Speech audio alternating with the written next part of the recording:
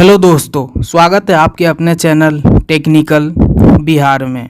तो दोस्तों, आज की वीडियो में हम बात करेंगे कि आप अपना कास्ट सर्टिफिकेट यानी जाति प्रमाण पत्र कैसे बनाइएगा। जी हाँ दोस्तों, जैसे कि आपको पता है कि नया फाइनेंशियल ईयर आ चुका है 2022 से 23 1 अप्रैल से स्टार्ट हो चुका है। तो जो आपका पुराना कास्ट सर्टिफिकेट रहेगा अब वो वैलिड नहीं रहेगा। तो आपको 1 अप्रैल के बाद से जो आप अपना कास्ट सर्टिफिकेट अप्लाई करेंगे वो अगले साल 31 मार्च तक वैलिड रहेगा। तो चलिए आज की वीडियो में हम स्टेप बाय स्टेप बताएंगे कि आप अपना कास्ट सर्टिफिकेट कैसे बनाइएगा। अगर आपके पास यूजर आईडी पासवर्ड है तो आप यहां से लॉगिन करके बना सकते हैं। अगर आपके पास यूजर आईडी पासवर्ड नहीं है तो आप पेज को स्क्रॉल करते हुए यहाँ पे नीचे आइएगा। यहाँ पे एक ऑप्शन दिखाई देगा सामान्य प्रशासन विभाग। उसके बाद यहाँ पे नीचे में आप देखेंगे कि जाति प्रमाण पत्र यहाँ पे आपको दिखाई देगा। तो आप यहाँ से भी अप्लाई कर सकते हैं। हमारे पास यूजर आईडी और पासवर्ड है तो हम यहाँ पे यूजर आईडी और पासवर्ड डालकर यहाँ से हम लॉगिन कर लेंगे। तो चलिए यहाँ पे यूजर आईडी पासवर्ड डालकर उसके बाद यहाँ पे कैप्चर कोड डालकर हमने यहाँ पे लॉगिन कर लिया।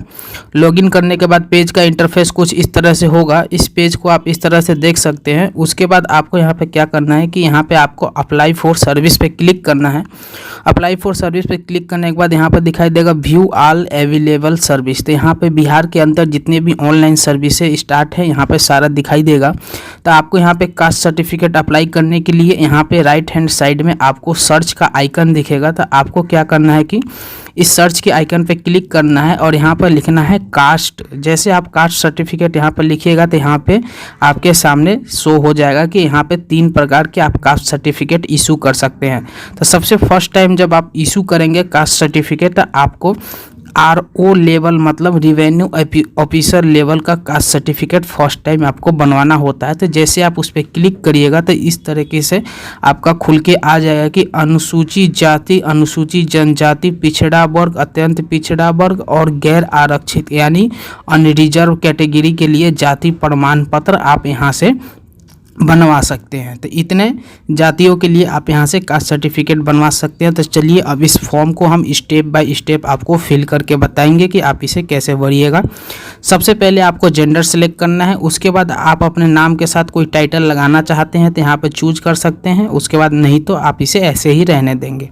उसके बाद जिस एप्लीकेंट का आप कास्ट सर्टिफिकेट यानी जाति प्रमाण पत्र आवेदन कर रहे हैं उसका यहाँ पे उस एप्लीकेंट का नाम लिखना है आपको इंग्लिश में और सेम उसी एप्लीकेंट का नाम आपको यहाँ पे हिंदी में लिखना है।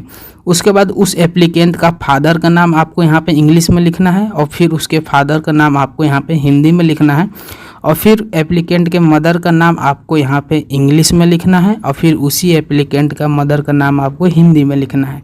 आप हिंदी में लिखने के लिए गूगल कीबोर्ड का यूज़ कर सकते हैं वहाँ से। अगर एप्लीकेंट शादीशुदा है तो उसका हस्बैंड नेम आप डाल दीजिएगा, अगर नहीं है तो ये डालना कंपलसरी नहीं है। तो चलिए देखिए, जैसे हमने यहाँ पे अपना सारा डिटेल डाल लिया, कुछ इस तरह से आप अपना डिटेल डाल लीजिएगा। उसके बाद नीचे में आइएगा तो यहाँ पे आवेदक का मोबाइल नंबर और ईमेल आईडी नंबर डालना कंपलसरी है क्योंकि एप्लीकेशन का स्टेटस आपको इसी पे भेजा जाएगा। जब आप अप्लाई कर लेंगे फॉर्म तो आपको इसका PDF भी आपके मोबाइल और आपके ईमेल पे भेज दिया जाएगा। तो ये ज़रूर आप डाल लीजिएगा, ये डालना मैंडेटरी है। उसके बाद आपको अपना परमानेंट एड्रेस डालना है। तो चलिए यहाँ पे परमानेंट एड्रेस में सबसे पहले आप अपने स्टेट को सिलेक्ट करिएगा। जब आप अपना राज्य सेलेक्ट कर लीजिएगा उसके बाद आपको अपना डिस्ट्रिक्ट यानी ज़िला को सिलेक्ट करना है। तो बिहार के अंदर जितने भी ज़िले होंगे सारा का लिस्ट यहाँ पे आ जाएगा। तो आप यहाँ से अपना डिस्ट्रिक्ट सेलेक्ट कर लीजिएगा। उसके बाद आपका जो अनुमंडल होता है सब डिवीज़न आप यहाँ से सिलेक्ट कर लीजिएगा। उसके बाद आपको अपना ब्लॉक को सिलेक्ट करना है। ब्लॉक सिलेक्ट करने के बाद आपको यहाँ पे 4 ऑप्शन दिखाई देगा। अगर चारों ऑप्शन में से अगर आपका ग्राम पंचायत है या नगर निगम है या नगर परिषद है तो आप जो भी से बिलोंग करते हैं उसे आप चूज कर लीजिएगा। तो चलिए यहाँ पे हम ग्राम पंचायत को चूज कर लेते हैं। ग्राम पंचायत चूज करने के बाद आपको यहाँ पे अपना विलेज पंचायत जो यानी आपका जो ग्राम पंचायत है उसका नाम यहाँ पे चूज करना है। ग्राम पंचायत का नाम चूज करने के बाद आपको अपना यहाँ पे विलेज यानी अपने गांव का नाम लिखना है। तो चलिए जो भी आपका गांव का नाम हो आप यहाँ पे लिख लीजिएगा। तो यहाँ पे आप अपने गांव का नाम डाल लीजिएगा। गांव का नाम डालने के बाद जो आपका पोस्ट ऑफिस होता है यहाँ पे आप पोस्ट ऑफिस डाल लीजिएगा। चलिए हमने यहाँ पे ये डिटेल डाल लिया है, पोस्ट ऑफिस भी। उसके बाद यहाँ पे पुलिस स्टेशन आप सेलेक्ट कर लीजिएगा। उसके बाद अपने एरिया का पिन कोड डाल लीजिएगा।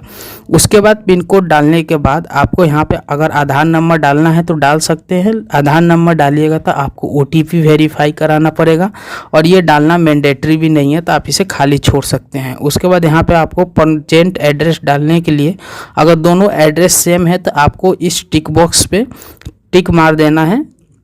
चेक बॉक्स पे जैसे आप टिक मारिएगा सेम एड्रेस आपको नीचे में आ जाएगा। अगर दोनों एड्रेस सेम नहीं है तो आपको उस एड्रेस को भी नीचे डालना पड़ेगा। तो हमारे केस में दोनों एड्रेस सेम है तो हम इसे ऐसे ही छोड़ देते हैं। उसके बाद यहाँ पे नीचे में आपका अपना प्रोफेशन पूछेगा, यहाँ पे प्रोफेशन आप सेलेक्ट कर लीजिएगा। उसके बाद आपका यहाँ पे कास्ट पूछेगा, कैटेगरी, कि आप कौन सी कैटेगरी से आते हैं। तो अगर आप गैर आरक्षित यानी अनरिजर्व कैटेगरी से आते हैं तो आपको यहाँ पे अपना कास्ट का नाम खुद से डालना होगा। अगर आप गैर आरक्षित से नहीं आते हैं, किसी और जाति से आते हैं, तो आपका यहाँ पे कास्ट सेलेक्ट करने के लिए आएगा।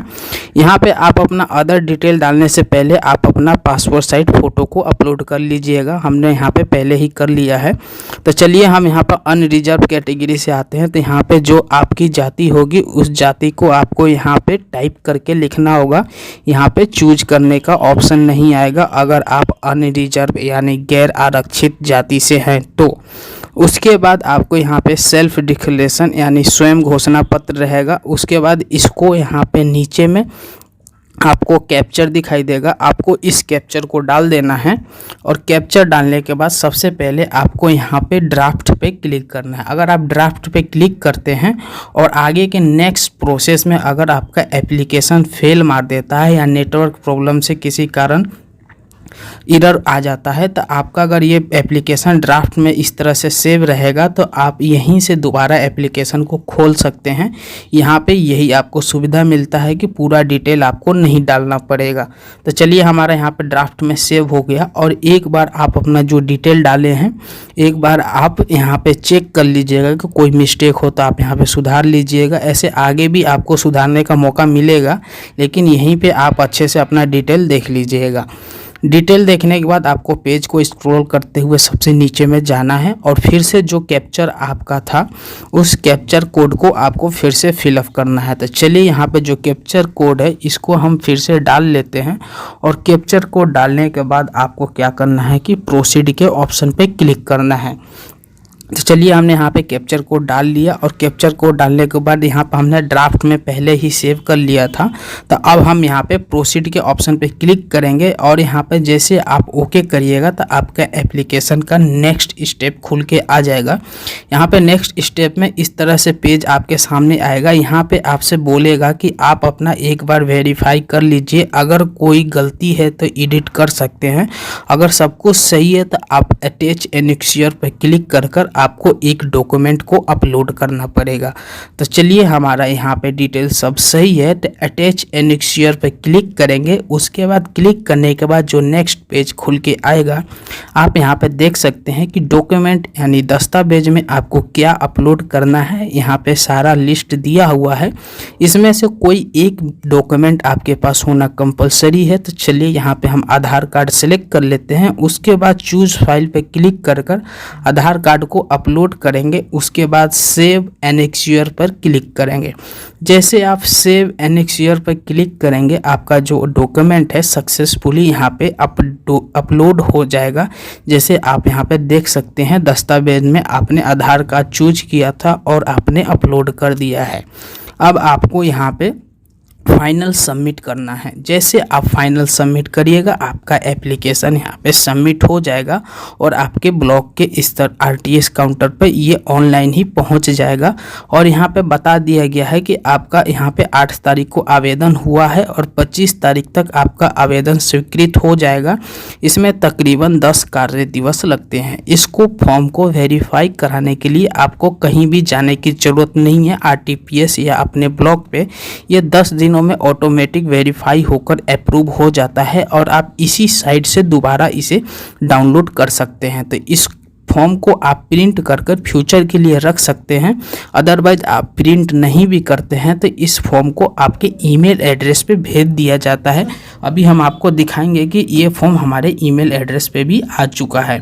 तो चलिए यहाँ पे हमने सेव कर लिया है। अब इसे हम लॉग आउट कर देते हैं। लॉग आउट करने के बाद आप इस तरीके से आपका फॉर्म का वेट करना है और 10 दिनों के अंदर ये फॉर्म आपके यहाँ पे ईमेल पे ही अप्रूव होकर भेज दिया जाएगा। जैसे आप देख सकते हैं कि यहाँ पे हमारे ईमेल पे भी मैसेज आ चुका है कि आपका आवेदन यहाँ पे हो चुका है और आपका यहाँ पे निरगत करने का 25 तारीख डेट दिया हुआ है और यहाँ पे PDF भी दे दिया गया है कि जो PDF हमने अभी डाउनलोड किया था वो हमारे ईमेल पे भेज दिया गया है। तो इस तरीके से आप अपना कास्ट सर्टिफिकेट या फिर इससे पहले हमने रेसिडेंस सर्टिफिकेट यानी निवास प्रमाण पत्र और आय सर्टिफिकेट यानी इनकम सर्टिफिकेट यानी आय प्रमाण पत्र पे भी हमने वीडियो बनाया है। अगर आप अप्लाई करना चाहते हैं तो उस वीडियो का भी हेल्प ले सकते हैं। तो चलिए दोस्तों, आज के वीडियो में इतना ही। उम्मीद करता हूँ वीडियो आपको अच्छा लगा हो। वीडियो अच्छा लगे चैनल को सब्सक्राइब करें, वीडियो को लाइक करें और बने रहे हमारे साथ। जय हिंद।